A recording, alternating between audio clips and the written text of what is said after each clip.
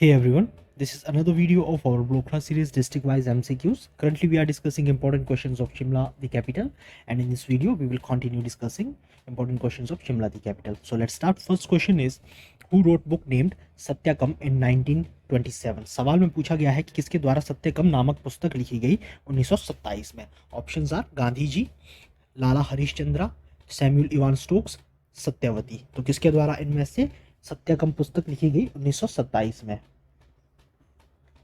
And the correct answer is option C, Samuel Evan Stokes, जिन्हें कि Satyanand Stokes भी कहा जाता है, जिनका बाद में जाकर इनका नाम सत्यानंद स्टोक्स पड़ गया था जब इनके द्वारा धर्म परिवर्तन अपना कर दिया गया था. तो इनके द्वारा 1927 में जो है सत्यकम नामक पुस्तक लिखी गई और ये इनका काफ़ी योगदान है शिमला में बेगार की समाप्ति को लेकर. नेक्स्ट क्वेश्चन पे मूव करते हैं. In which year, under the aegis of Arya Samaj, Samuel Ivan Stokes convert to Hinduism and changing to Satyanand Stokes? यहाँ सवाल में वही पूछा गया है कि किस वर्ष जो है आर्य समाज के प्रभाव में आकर सैमुअल इवान स्टोक्स द्वारा अपना धर्म परिवर्तन किया जाता है, हिंदू धर्म में अपना धर्म परिवर्तन किया जाता है और अपना नाम बदलकर सत्यानंद स्टोक्स रखा जाता है. Options are 1928, 1930, 1932, 1934. 1928, 1930, 1932 या 1934. किस वर्ष इनके द्वारा जो है अपना धर्म परिवर्तन कर हिंदू धर्म अपनाया जाता है और अपना नाम सत्यानंद स्टोक्स बदला जाता है? And the correct answer is option C, 1932. 1932 में जो है इनके द्वारा जो है अपना नाम बदलकर सत्यानंद स्टोक्स रखा जाता है और अपना धर्म परिवर्तन कर हिंदू धर्म अपनाया जाता है. इनका शिमला में जितनी भी बेगार प्रथा थी उसकी समाप्ति के लिए इनका महत्वपूर्ण योगदान है और ये यहाँ आकर शिमला आकर अमेरिका के मूल निवासी थे ये और यहाँ आकर ये शिमला में बस जाते हैं. नेक्स्ट क्वेश्चन पे मूव करते हैं. In which year doctor Kedarnath Lala Harishchandra took initiative in forming the Shimla branch of Indian National Congress? सवाल में पूछा गया है कि किस वर्ष जो है डॉक्टर केदारनाथ और लाला हरीशचंद्र द्वारा प्रयास किया गया शिमला में इंडियन नेशनल कांग्रेस की ब्रांच खोलने का? Options are 1900, 1906, 1911, 1914. तो किस वर्ष 1900 या 1906, 1911, 1914 किस वर्ष जो है इनके प्रयासों द्वारा शिमला में इंडियन नेशनल कांग्रेस की ब्रांच खोली गई? And the correct answer is option D, 1914. 1914 में जो है शिमला में पहली ब्रांच खोली गई इंडियन नेशनल कांग्रेस की. ये किसके प्रयासों द्वारा? डॉक्टर केदारनाथ और लाला हरीशचंद्र, ये दोनों सूद ट्रेडर्स थे और इनकी ही पहल के द्वारा जो है शिमला में ब्रांच खोली गई इंडियन नेशनल कांग्रेस की. नेक्स्ट क्वेश्चन पे मूव करते हैं. In which year legislative assembly building और council chamber of Shimla was constructed? सवाल में पूछा गया है कि किस वर्ष जो है विधानसभा बिल्डिंग या उस समय से काउंसिल चैम्बर भी कहा जाता था, ये किस वर्ष बनाई गई, जो कि आज भी शिमला में मौजूद है और जो कि प्रदेश की विधानसभा वाली बिल्डिंग है? तो ये किस वर्ष बनाएगी? Options are 1920, 1923, 1925, 1928. 1920, 1923, 1925 या 1928 किस वर्ष जो है लेजिस्लेटिव असेंबली बिल्डिंग या उस समय से काउंसिल चैम्बर कहा जाता था, ये किस वर्ष बनाया गया? And the correct answer is option C, 1925. 1925 में जो है लेजिस्लेटिव असेंबली ऑफ शिमला को बनाया जाता है और ये किसके द्वारा? ओपन बाय लॉर्ड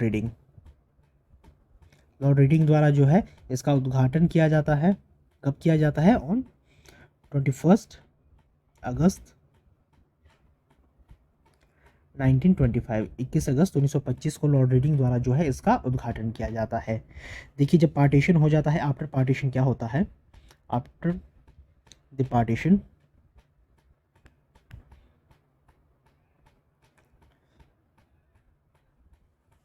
यहाँ जो है ईस्ट इंडिया पंजाब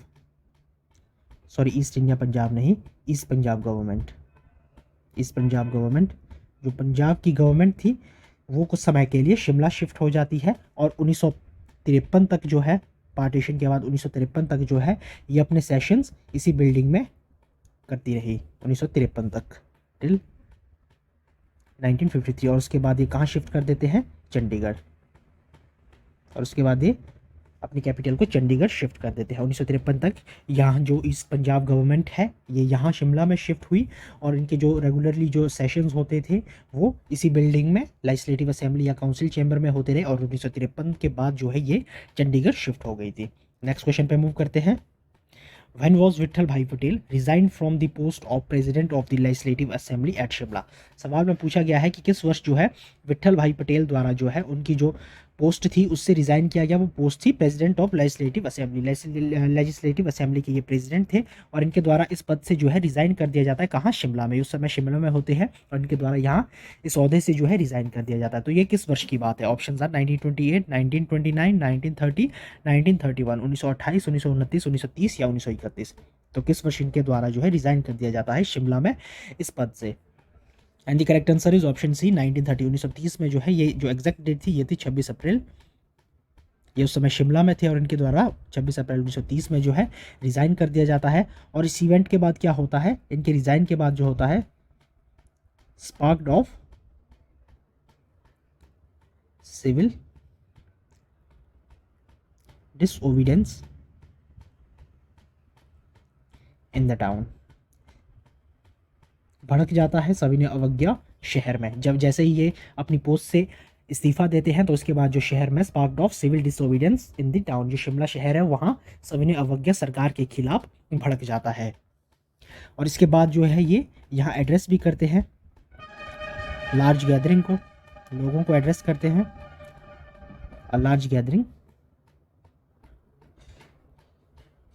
कहाँ करते हैं? एट एडवर्डगंज। एडवर्डगंज में इनके द्वारा जो है लोगों को एड्रेस भी किया जाता है। नेक्स्ट क्वेश्चन पे मूव करते हैं। द बाल भारत सभा was established by a Sood trader name. सवाल में पूछा गया है कि जो बाल भारत सभा थी शिमला में उसको किसके द्वारा एस्टेब्लिश किया गया था? एक सूद ट्रेडर के द्वारा किया गया था। तो उन सूद ट्रेडर का नाम क्या था? Options are doctor Kedarnath, Lala Harishchandra, Dinanath Andhi, none of these. And the correct answer is option C Dinanath Andhi. Dinanath आंधी द्वारा जो है बाल भारत सभा को एस्टेब्लिश किया जाता है शिमला में। देखिए ये वही दीनानाथ आंधी थे। इन्हें इनके खिलाफ और भी बहुत सारे केसेस थे और इन्हें जब जज के सामने पेश किया जाता है तो ये वहाँ कहते हैं, इनसे नाम पूछा जाता है तो ये कहते हैं आंधी son of Gandhi.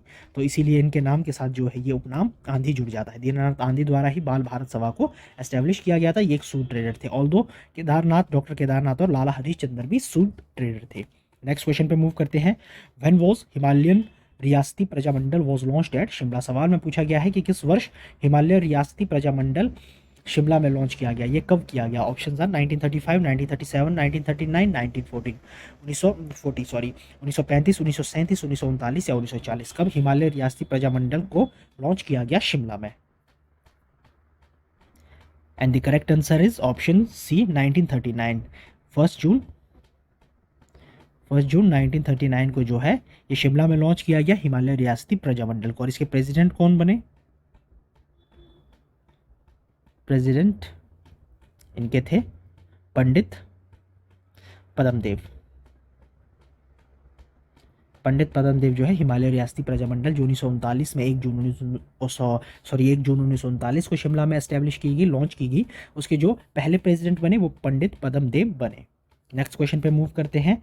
In 1 June 1939 who set up the Shri Dhami Prem Pracharini Sabha. सवाल में पूछा गया है कि 1 जून 1939 को किसके द्वारा श्री धामी प्रेम प्रचारणी सभा को एस्टेब्लिश या सेटअप किया गया? Options are doctor Y S. Parmar, Satyadev Bushahri, Bhagmal Sohta, Pandit Padmadev. पिछले क्वेश्चन में हमने हिमालय रियासती प्रजामंडल की बात की और यहाँ हम बात कर रहे हैं श्री धामी प्रेम प्रचारणी सभा की। तो ये किसके द्वारा सेटअप की गई 1939 में?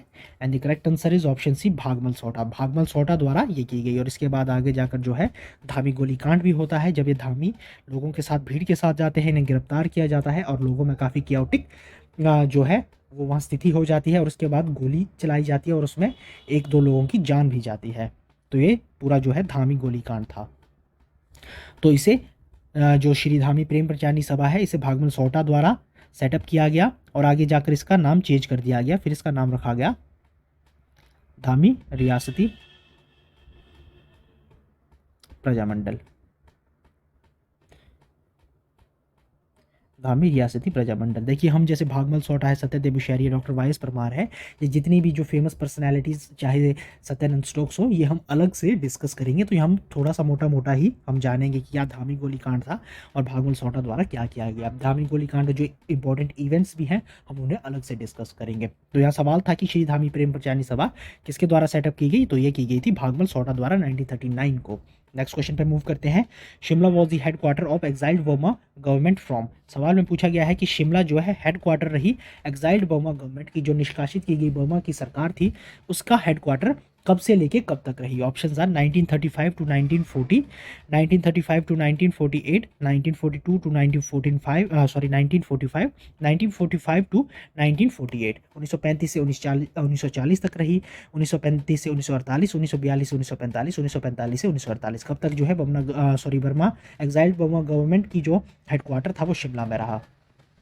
And the correct answer is option C 1942 to 1945, 1942 से 1945 तक जो है बर्मा की निष्कासित सरकार का जो हेडक्वार्टर है वो शिमला में रहा 1942 से लेकर 1945 तक। तो लास्ट क्वेश्चन पे मूव करते हैं। The last meeting of Indian-Pakistan Boundary Commission was held in which place of Shimla, which was also the place where the McMahon line was drawn in 1913 and 14। सवाल में पूछा गया है कि जो लास्ट मीटिंग थी बाउंड्री कमीशन, बाउंड्री डिस्प्यूट जितना भी था भारत और पाकिस्तान के बीच, बाउंड्री कमीशन जब बाउंड्री डिसाइड की जा रही थी तो जो उसकी लास्ट मीटिंग थी वो शिमला के किस स्थान पर आयोजित की गई थी, और ये वही स्थान था जहां 1913-14 में जो है मैकमोहन लाइन, जो मैकमोहन लाइन थी 1913-14 में इंडिया और तिब्बत की सीमा निर्धारित की गई थी, जो आज इंडिया और चाइना की बॉर्डर को मैकमोहन लाइन कहा जाता है। तो यहाँ 1913-14 में मैकमोहन लाइन भी जो डिसाइड की गई थी वो भी इसी जगह पे की गई थी, और जो इंडिया पाकिस्तान बाउंड्री कमीशन था उसकी आखिरी मीटिंग भी यहीं हुई थी। तो ये शिमला की कौन सी जगह है? Options are Peterhof, United Service Club, Auckland House या वाइस रीगल लॉज। तो कहाँ पर ये अंतिम बैठक हुई थी और जहाँ 1913-14 में मैकमोहन लाइन भी ड्रॉ की गई थी।